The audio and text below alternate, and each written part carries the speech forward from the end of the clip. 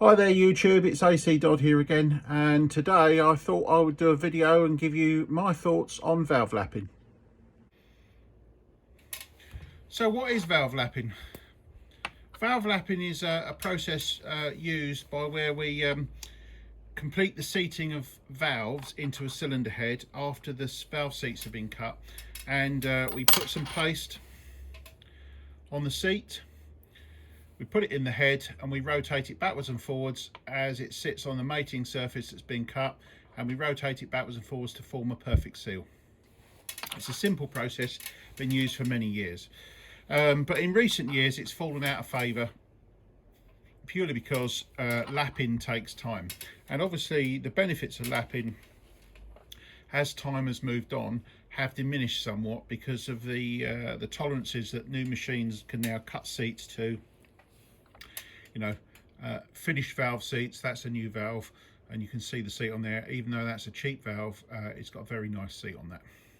So what are the actual benefits of valve lapping? Well, the whole purpose of this video is not really to say to you, yeah, you need to lap your valves, or no, you don't need to lap your valves. The idea is to just kind of impart a little bit of my experience out there into the wider world regarding my experiences with valve sealing. The whole point of valves, getting a good valve seal, is to keep as much of the combustion charge in the cylinder when the valves are closed, so that when you compress it, you generate the highest dynamic compression, and you can ignite it at the right time, and therefore get the biggest bang. Okay, if your valves are not sealing, you will get some leakage. Now again, this isn't quite as straightforward as it sounds, because obviously in an engine it's a dynamic situation, so it's moving and there's time. So the faster the engine goes, the less time there is for leakage to happen, for example. So some people would say that actually, having a small amount of cylinder leakage out through the valves is absolutely fine, and to a large degree they're correct. The only problem comes that I've found is when you want good cylinder feel, and to maintain that feel, and you want good cylinder pressures at low RPM, at low speeds, then it becomes more important to maintain a good valve seal. So without exception, all my best dyno runs have all been completed with a cylinder head that has had properly lapped valves. So what I intend to do in this video is to show you what I mean by properly lapped valves. Lapping valves is not just a case of grabbing some paste, sticking it on a valve seat, wobbling the valve backwards and forwards in your hands on it with a valve grinding stick, to actually get a good seal. This seat, for example, as you can see from the other seat, the one in my right hand has not been lapped, so that's as manufactured. This one, on the other hand, produces almost 100% seal, and what I mean by that, it's almost 100% airtight. So we'll go through that later on in this video and show you how you can achieve that. The benefits of having valves that seal properly basically means we can maintain cylinder pressure and develop maximum power. I will leave it to your own views as to whether you think this is beneficial or not. A lot of professional engine builders won't do this purely because it takes time, and time is money. So if you've got an hourly rate and it takes 4 hours, for example, to get a perfect valve seal, the 4 hours is going to appear on your bill, and you may not like that. So my point is, when you have a job that's cheap, remember that. It's cheap for a reason, because a lot of time hasn't been spent on making these things work. So there is fruit to be had here from the person working at home. And what I mean by that is your labour's free. And if you know how to lap valves properly, there is some performance to be had, in my view and my experience, by spending time and making sure these valves seal correctly.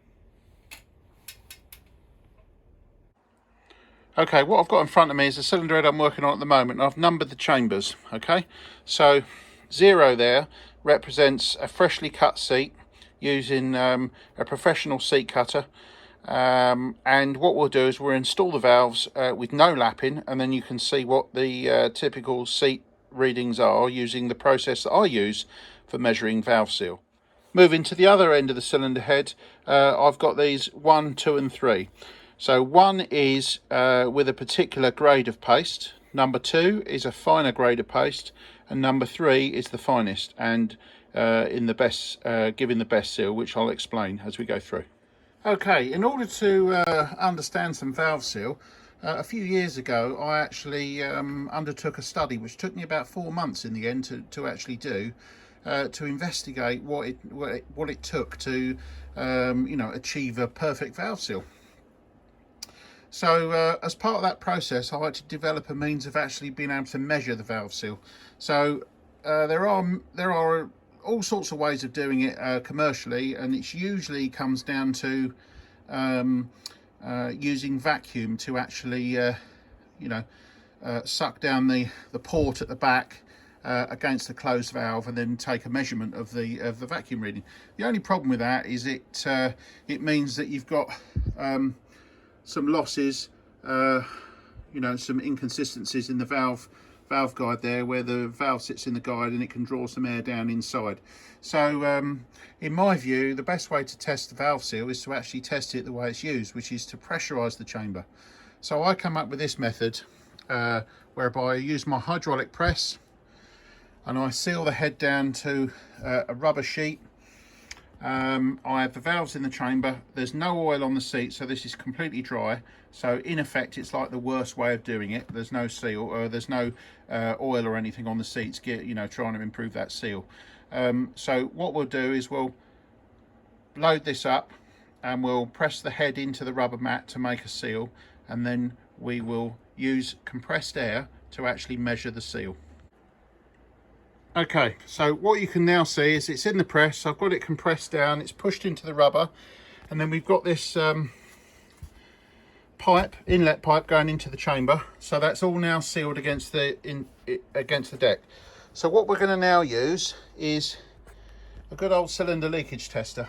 Okay, so what we'll do is we'll set that at 0, and then we'll connect that up and we'll measure the loss. Okay, so now I've connected the pipe, we can take a reading, and you can see that reading is approximately 4%. Okay, so I don't know if you can hear that, but around the back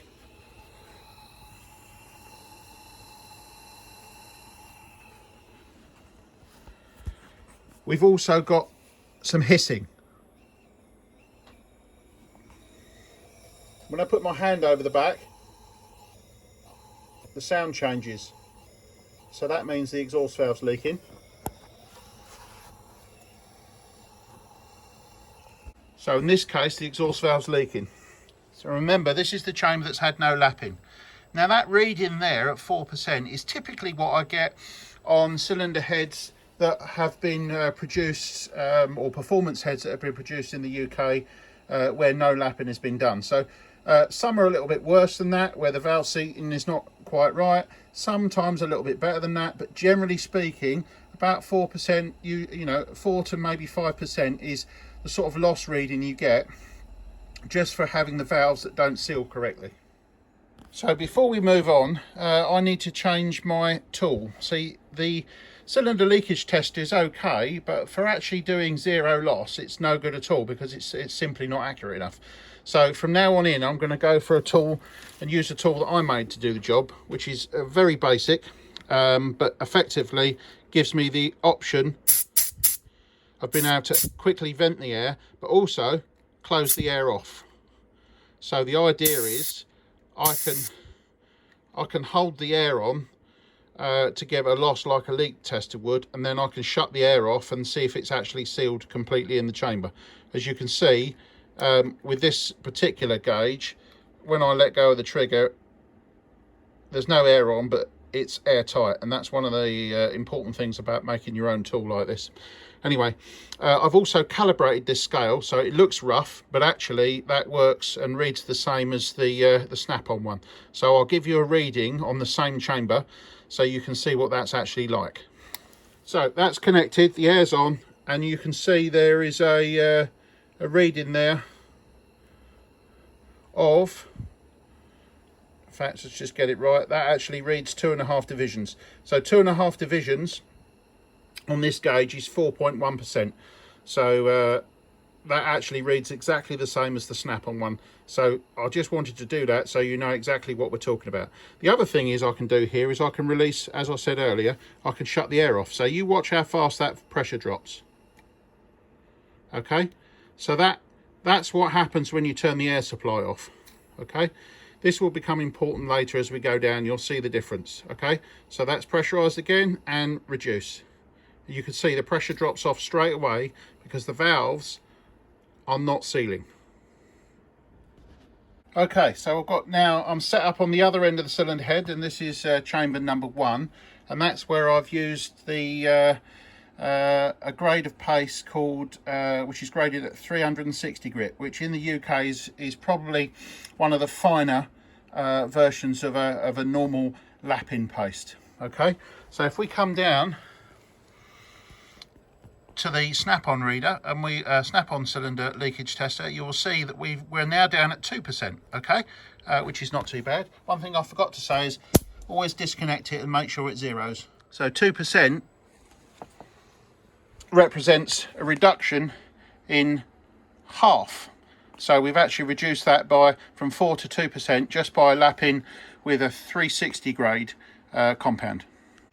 Okay, so on the other gauge you can see we've got a reading there. It's about 1.5 divisions. So again, I'm now using this, which is more accurate. If I turn the air off, you can see that drops, but much slower than it did before. Okay, so now we've moved to the next chamber. Now this one's been lapped by a grade of grit of 600.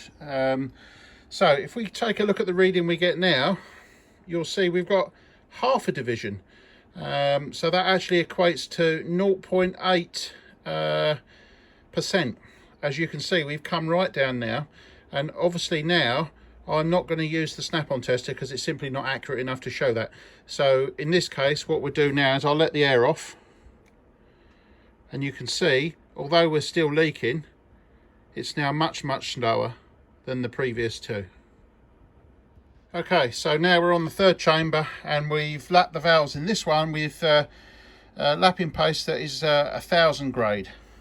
Okay, so the air's on. As you can see, the gauge is actually reading best part of 0. Okay, and that's why you need to have a system whereby you can let the air off. So we'll do that now.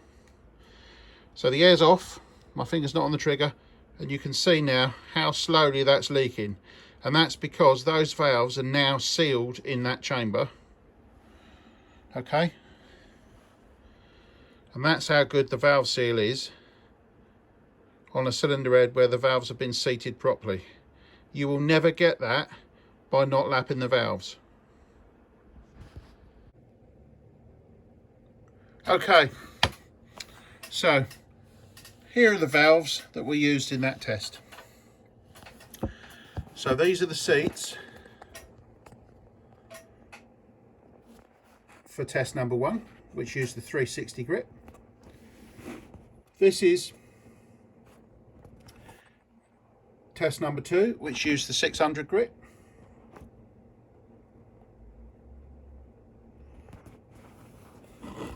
And test number 3,